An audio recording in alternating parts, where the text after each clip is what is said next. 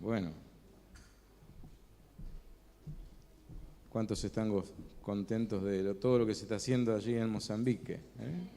Todo lo que se pudo lograr en estos días. Tremendo, ¿no? Dios es fiel.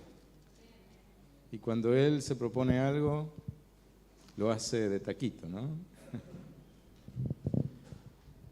Estos días estaba meditando un poco en las cosas que nos pasan. No sé si ustedes meditan mucho en aquello que les pasa, no solamente en las buenas cosas, sino en aquellas que aparentemente son malas, ¿no? Y a mí me gusta ver un poco qué es lo que me pasa a mí, porque no puedo hablar de alguien que conozca más, entre comillas, que a mí mismo, ¿no es cierto? O sea, no puedo hablar por otras personas. Y una de las cosas que en este tiempo me pasa o me está pasando es darme cuenta de cuán frágil somos o soy, ¿no? En cuanto a la vida, cuántas cosas a veces parecen que están o tendrían que salir de una determinada forma según lo que a mí me parece o yo planeé, y después las cosas se van para cualquier lado. Y me doy cuenta de que el único que tiene control de las cosas es el Señor, ¿no? Que nosotros dependemos de Él constantemente. Y no podemos hacer nada si Dios no está de por medio. Esa frase tan dicha, ¿no? Si Dios quiere, es así realmente. Muchas veces uno la dice como una frase hecha que acostumbramos, ¿no?, a mencionar, pero la realidad es esa, ¿no? Todos los días pasa algo si Dios quiere. Y creo que cuanto más conciencia tenemos de eso, mejor podemos estar interiormente a pesar de las consecuencias, ¿no? Luli decía hoy que alabamos a Dios por los resultados, ya sean buenos o a veces no tan buenos, ¿no? Porque a la larga dice la palabra que todas las cosas nos ayudan a bien, forman nuestra vida, ¿no? O sea, estamos siendo tratados por el Señor en nuestra vida. La palabra dice que si el grano de trigo no cae, ¿a dónde? En la tierra, y muere, no da fruto, ¿no? Y nuestras vidas son semillas que caen acá, en la tierra. Y las circunstancias son las que van a ir muchas veces matándonos, ¿sí? Porque dice que el que quiera salvar su vida, ¿qué tiene que hacer? Perderla. O sea, hay que perder la vida para encontrar la vida, ¿no? Estas contradicciones del Evangelio, ¿no? El Señor Jesús, complicado muchas veces, aunque tan sencillo y claro en el mensaje. Y dentro de estas cosas, creo que una de las cosas más importantes que tenemos en el Evangelio es el amor de Dios, que a veces se confunde, a veces se trata de ensuciar esta palabra de muchas maneras. Pero el amor de Dios, el amor que proviene del Señor, es puro y es el que transforma nuestras vidas. No hay persona que pueda resistir realmente al amor de Dios. Cuando se encuentra con ese amor, no hay delincuente, no hay asesino, no hay violador, no hay prostituta, no hay nadie que no sufra el impacto del amor de Dios y algo pasa en su vida. Tiene que decidir qué va a hacer, ¿no?, con esa experiencia, pero el encuentro con el amor de Dios es algo que cambia nuestras vidas, ¿sí? Y creo que este amor es algo que tenemos que cuidar, nosotros que lo hemos experimentado y que hemos decidido por beneficiarnos de él, por hacer que ese amor pueda crecer en nuestro corazón. El gran peligro que sufrimos siempre y que viene como un ataque de parte del diablo es justamente cuando el amor de Dios se pone en duda a través de las cosas que nos van pasando. ¿Y por qué digo esto? Bueno, El gran problema de la humanidad comenzó justamente con esto, ¿no? En el huerto del Edén, si usted me acompaña en un cachito, ahí al libro de Génesis, en el capítulo 3.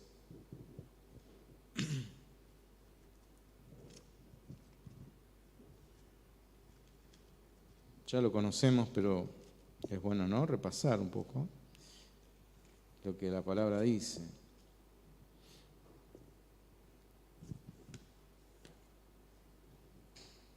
Capítulo 3. Y conocemos un poco la historia, ¿no? Cuando la serpiente le habla a Eva, estando ella ahí paseando un día como cualquier otro en el huerto del Edén, entabla esta conversación. Dice, versículo 1 en adelante, pero la serpiente era astuta más que todos los animales del campo que Jehová Dios había hecho, la cual dijo a la mujer, ¿con que Dios os ha dicho, no comáis de todo árbol del huerto? Y la mujer respondió a la serpiente, del fruto de los árboles del huerto podemos comer, pero el fruto del árbol que está en el medio del huerto, dijo Dios, no comeréis de él, ni le tocaréis, para que no muráis. Entonces la serpiente dijo a la mujer, no moriréis, sino que sabe Dios que el día que comáis de él, serán abiertos vuestros ojos y seréis como Dios, sabiendo el bien y el mal. Y vio la mujer que el árbol era bueno para comer y que era agradable a los ojos y árbol codiciable para alcanzar la sabiduría, y tomó de su fruto y comió. Y dio también a su marido, el cual comió así como ella. Entonces fueron abiertos los ojos de ambos y conocieron que estaban desnudos. Entonces cosieron hojas de higuera y se hicieron delantales. Y oyeron la voz de Jehová Dios, que se paseaba en el huerto al aire del día, y el hombre y su mujer se escondieron de la presencia de Jehová Dios entre los árboles del huerto. Mas Jehová Dios llamó al hombre y le dijo, ¿dónde estás tú? Y él respondió, oí tu voz en el huerto y tuve, ¿qué tuvo? Miedo. Dice, porque estaba desnudo y me escondí. Qué bárbaro, ¿no? Porque hasta ese momento la relación que había entre el hombre, la mujer y Dios era una relación de familia, ¿no? Era la relación que tenía el Creador con su creación. ¿Cuánto tiempo pasó desde que ellos habían sido creados? Bueno, la Biblia no nos dice, pero seguramente habían pasado, no sé, algunos años tal vez. Y un día Eva estaba medio aburrida, no había nada en el canal y bueno, ¿no? Salió al patio a pasearse un poco y se encontró con un animalito. Que posiblemente no era como se nos pinta acá al final, ¿no? Porque dice que después de la maldición, Dios dice que iba a arrastrarse por el piso, o sea que hubo una metamorfosis en este animal, no era como fue a partir de esta situación. Y una de las cosas que se pone en duda en esta charla es el amor de Dios.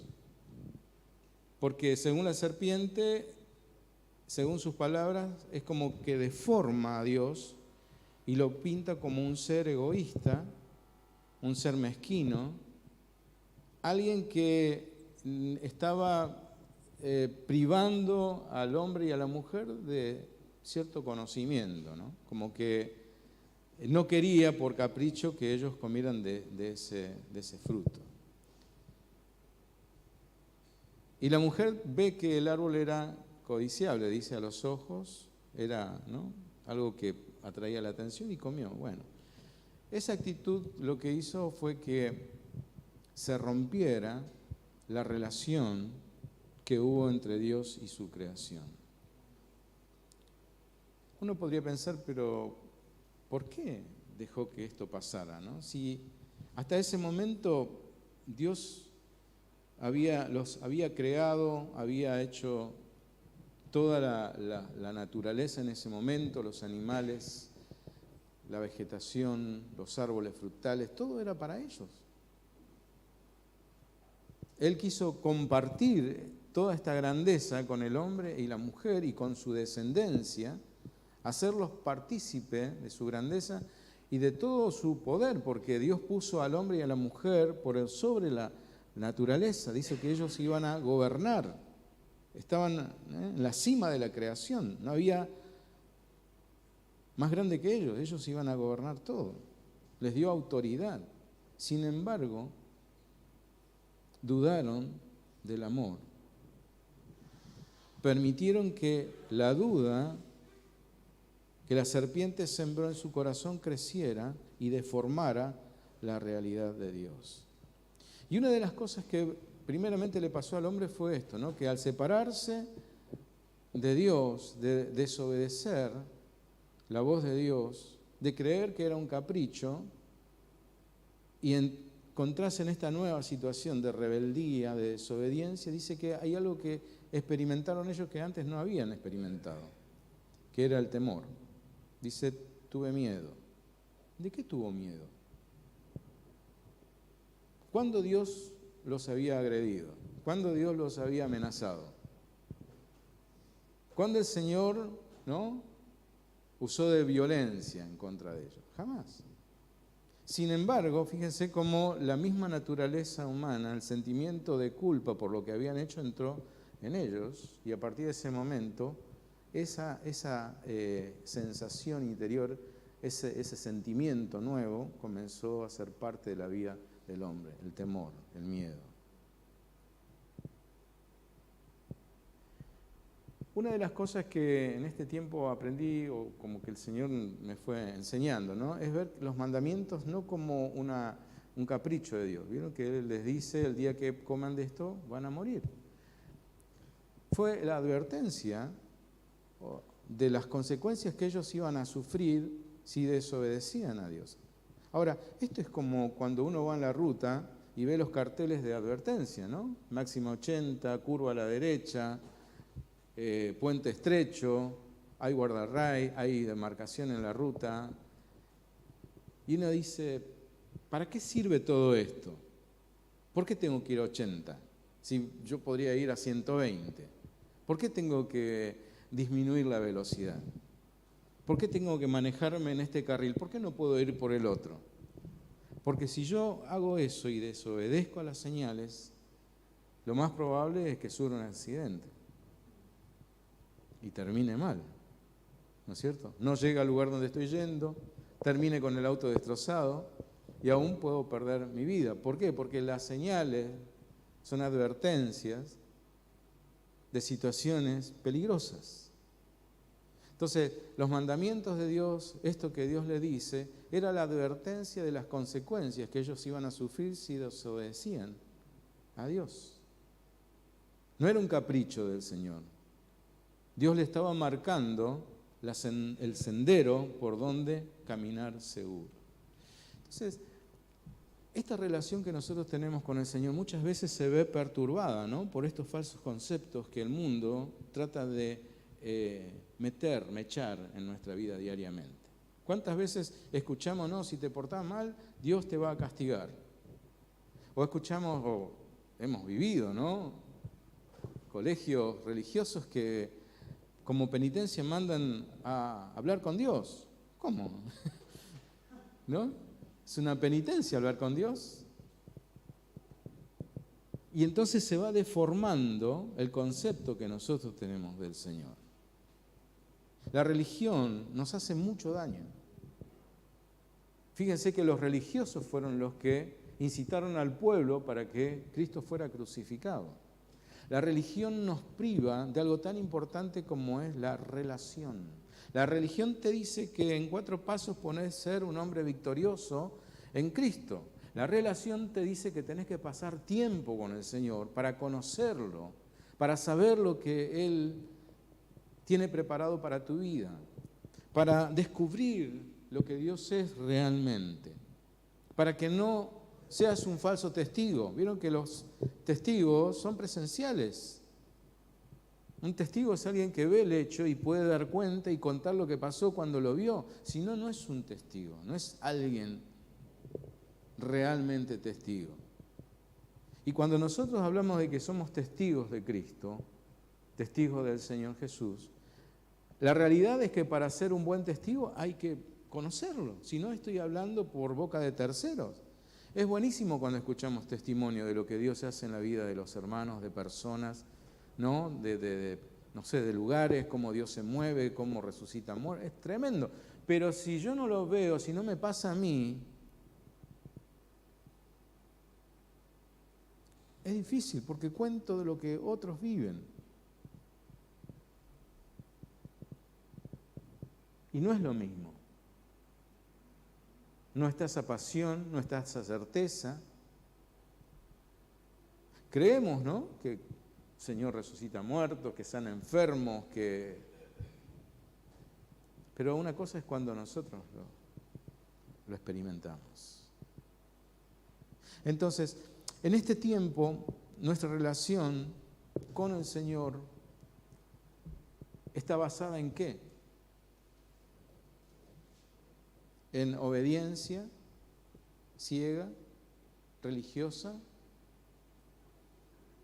o está basada en una búsqueda diaria en donde nos vamos enamorando de Él porque lo vamos conociendo. Muchas veces luchamos contra debilidades en nuestra vida, pensamientos, actitudes, pasiones, y creemos que, ¿no?, la respuesta está en el esfuerzo por ser mejores. La palabra dice que tenemos que someternos a Dios para poder resistir al diablo y hacer que el diablo huya de nosotros.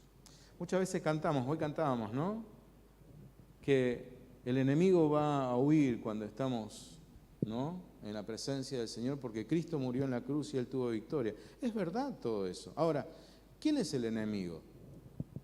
¿Contra quién estamos luchando? A veces pensamos que es contra el vecino, ¿no?, que tira basura en la vereda, ¿no? Y todos los días tengo que salir a barrer y limpiar lo que el otro, y me da una bronca que tengo ganas de volver a tirarle todo, ¿no? O es el compañero de trabajo que me hace la vida imposible y no me deja estar tranquilo porque es un buchón o porque, ¿no?, tiene actitudes que no corresponden a un compañero de trabajo. Y así uno podría estar mencionando a personas, pero en realidad nuestra lucha no es contra la gente. Nuestra lucha no es contra las personas. Nuestra lucha es contra aquel que está detrás de las personas. Dice la palabra que el enemigo gobierna este mundo, ¿sí? Y toda persona que no está bajo el señorío de Cristo es una pieza en el tablero que el enemigo maneja como quiere. Entonces, cuando nosotros hablamos de lucha y de enemigo, no estamos hablando de las personas, estamos hablando del personaje que está detrás de las personas. Entonces, ¿cómo luchamos? Bueno, con las armas que el Señor nos ha entregado. Dice que nuestra lucha no es contra carne y sangre, sino contra principados, potestades.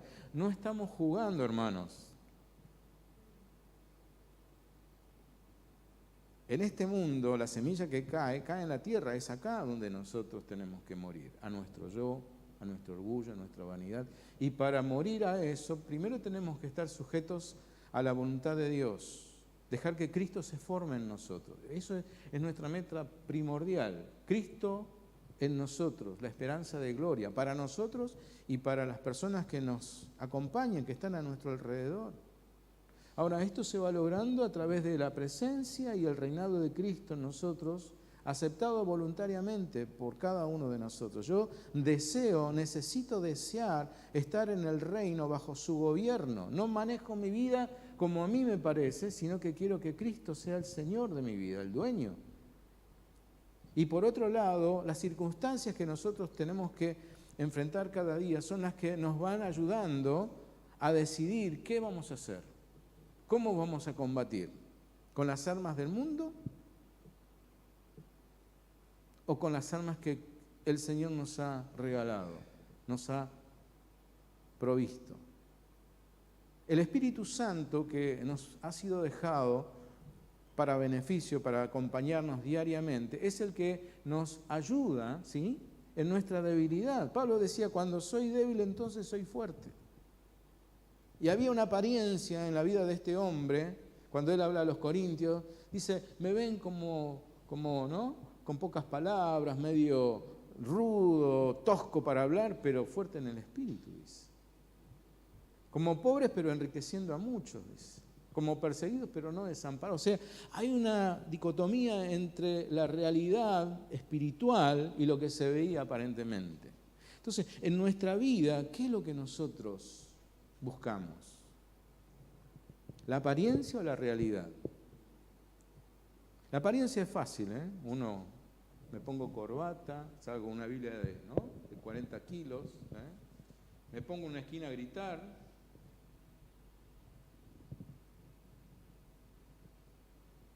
Y me voy a mi casa y digo, cumplí, ¿no? Prediqué el Evangelio. Y otra cosa es negarse cada día y servir a los demás en silencio. Ayudar al prójimo sin hacer tanta alaraca. Compartir los momentos en donde las personas necesitan una mano en el hombro. El llorar con alguien que está pasando por momentos difíciles. Jesús decía, ¿no? Que no tenemos que buscar los primeros lugares, que tenemos que ser sencillos y astutos. Sencillos en cuanto a esta búsqueda del sobresalir y astutos para poder entender de qué manera ganar a las personas. No con falsedad, sino con una realidad de una vida rendida. Y hablamos de vida rendida cuando todos los días nosotros le pedimos a Dios, Señor, la verdad es que necesito cambiar para vos mi carácter. Abrir mi corazón con amigos o personas que tengo confianza de las cosas que me están pasando, mis tentaciones, mis luchas. Hoy a la mañana estábamos reunidos con un grupo de varones y ahí estamos charlando un poco de nuestras debilidades. Poner luz sobre aquellas cosas oscuras en nuestra vida. ¿Por qué? Dice la palabra que el que vive en luz, en la verdad, que no está inventando cosas, el que no se presenta de una manera, para ganar adeptos, dice, busca la luz. El que vive en la luz, dice, se acerca a la luz para que sus obras sean vistas. ¿Leyeron?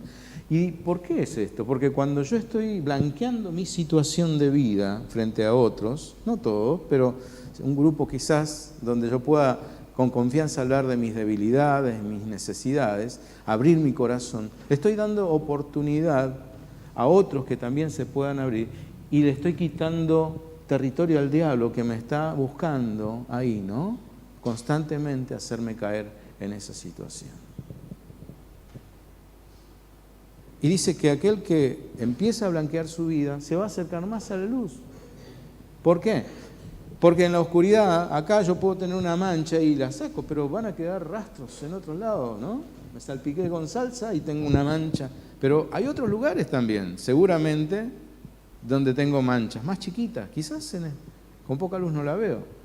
Pero para limpiar bien, me tengo que ir a un lugar con más luz. Entonces, en esta vida, nuestra vida, en este proceso de cambio, hay un tiempo donde la mancha grande se saca fácilmente, pero después tenemos que trabajar sobre las chiquitas. Y para eso necesitamos más luz. Y necesitamos más entorno en donde poder abrir nuestro corazón y quitarle lugar al diablo. Porque el enemigo siempre se va a agarrar de las situaciones allí, que uno dice, no, pero esto, ¿qué va a hacer, La palabra dice que aquel que cree que está firme, ojo, no se confíe porque puede haber caído. Entonces, en esta relación de amor, lo que Dios quiere para nosotros siempre es lo mejor. Siempre es lo mejor. El diablo va a querer siempre hacernos entrar dudas. ¿sí? Y temores. Temor. Dice que el temor es síntoma de que el amor no ha sido perfeccionado en nuestra vida. En el perfecto amor, dice, no hay temor, de donde el que teme no ha sido perfeccionado en el amor. Entonces, cuando hay temor en nuestro corazón, tenemos que pedirle al Señor, ayúdame a crecer en tu amor, a conocerte más. Hace días atrás pensaba en la parábola del hijo pródigo. Este hijo menor que se acerca al padre y le dice, quiero la herencia, me aburrí de estar en tu casa, ¿no? Quiero experimentar cosas nuevas. Y entonces el padre dice que le da la parte que le corresponde y se va y malgasta todos los bienes. Y siempre conocemos la historia del hijo, ¿no? Que se gasta todo, que termina en bancarrota, comiendo de la comida de los cerdos, cosa abominable para los judíos, y que allí en lo más profundo de ese pozo recapacita y vuelve. Ahora, generalmente la atención está puesta en este hijo pródigo que se va, o en el hijo mayor que se queda, el religioso, legalista, que vive de acuerdo a las normas, pero no disfruta del padre, porque no lo conoce. Ahora, ¿qué pasó con el padre? ¿Se preguntaron alguna vez qué pasó con el padre cuando le dio la herencia? ¿No sabía lo que iba a pasar el padre? No tenía mundo el padre.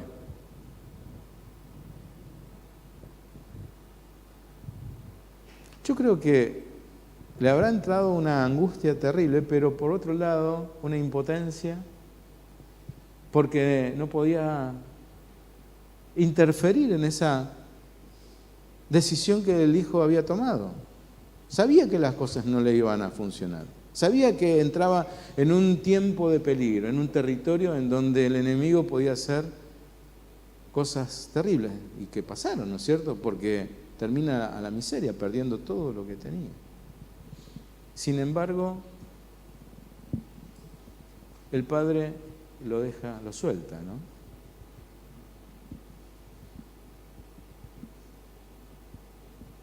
Y pensaba, ¿cuántas cosas a veces se escapan de nuestro control, hermano? ¿Cuántas veces nosotros creemos que a Dios no le interesamos cuando tomamos malas decisiones? Y que Él está pronto a castigarnos, ¿no? ¿Vieron que dice, Dios te va a castigar porque sos desobediente, ¿no? Y viste el hijo pródigo, viste cómo lo castigó.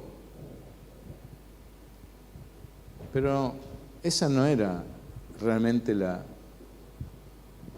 el sentir del Padre. Uno diría, ¿y vos cómo lo sabés? ¿Cómo decís? Por la actitud. Todos los días lo iba a esperar. Todos los días estaba esperando que volviera el hijo. Él no hizo su vida. El padre no dijo, bueno, que se jorobe, que se embrome. Si las cosas le van mal, que se embrome. Acá no me pisa más, en mi casa. No, dice que todos los días lo esperaba. Y es más, cuando él se encuentra, cuando vuelve el hijo, ni siquiera lo deja argumentar. Él se había hecho todo un discurso, he pecado contra el cielo y contra ti, no merezco más ser tu hijo, bla, bla, bla, ¿no? Y el padre no le dio bolilla, no le dio artículo. Lo amaba tanto que dice que lo abrazó, lo recibió, le devolvió todo lo que había perdido, no le echó en cara.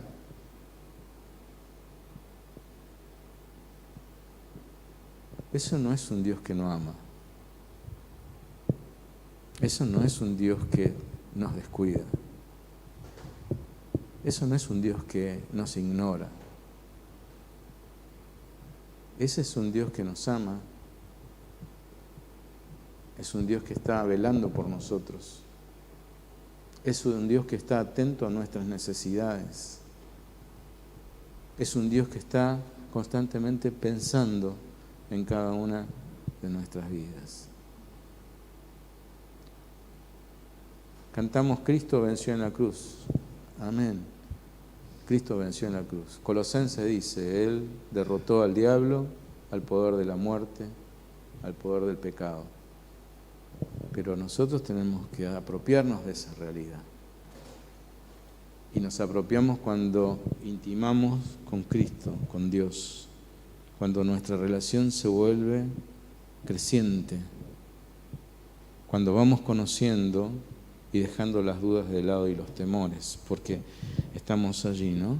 Sabiendo cómo Él es en realidad. Te pregunto, ¿cómo estás viviendo en este tiempo tu vida? ¿Cuánto estás invirtiendo en crecer en intimidad con el Señor? Tal vez estás teniendo una vida, ¿no?, regida por lo religioso. Estás intentando ser bueno, pero lejos de Dios. No funciona, te aviso. No podemos derrotar a la carne con la carne. Es a través del Espíritu de Dios que nos fortalece y nos guía que podemos cambiar nuestras vidas, ¿sí? No pierdas tiempo en esa lucha que si la haces así vas a ir como perdedor. Pero cuando Cristo reina en nuestras vidas, en Él, dice la palabra, somos más que vencedores. Entonces, en este tiempo te animo, ¿sí?, a que si estabas viviendo de manera religiosa, dejes la religión de lado y empieces a buscar la relación con el Señor, la intimidad con Dios. Ese paso a paso, ¿no? Ese ir creciendo de a poco en el conocimiento. El tiempo para leer su palabra, el tiempo para buscar de Él, para orar, el tiempo para escucharlo a Él.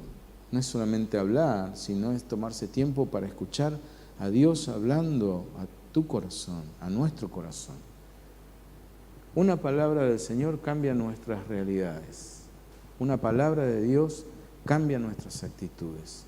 Una palabra de Dios cambia nuestro día. Puede ser muy complicado, pero la palabra de Dios trae paz, trae claridad, trae dirección, todo lo que necesitamos para esa situación. Y recuerda que estamos en un proceso en donde nuestra vida tiene que ir desapareciendo para que la de Él vaya creciendo.